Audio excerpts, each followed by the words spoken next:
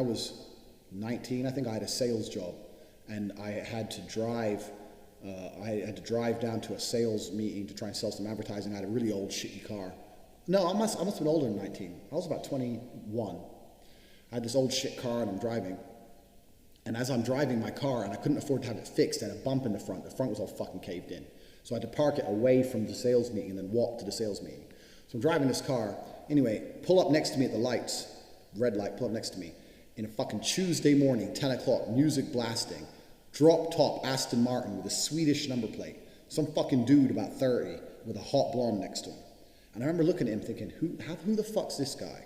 Like, here I am with my broken car on my way to fucking do a shit job. I can't afford to fix my car. This guy is from fucking Sweden, and he's just driven to England, and he's got a Swedish plate, and he's got this hot bitch, and he's got music pumping, and he's on his way to have lunch. Like, where the fuck did my life go wrong? I want to be like that guy. And I think this every single time I live in Romania now. Now I drive around Romania in my fucking Lamborghini or my Aston Martin or my Ferrari or my Bentley, whichever one I decide to drive. And they all have English number plates, and I always have a girl with me. And people look at me, and people are giving me the exact same look I gave that guy.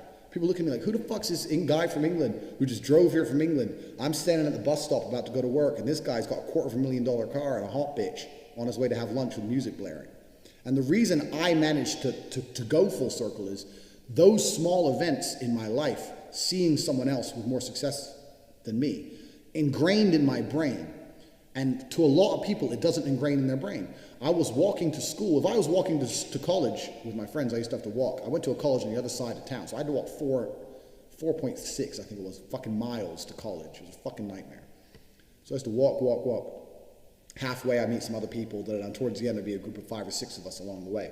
And when I met, and one day a Ferrari burnt past us, and everyone else was like, oh yeah, Ferrari. I'm like, and I remember saying to the group, I was only 18, I said, doesn't it annoy you that this guy has a fucking 300,000 pound car and we'll probably never have one?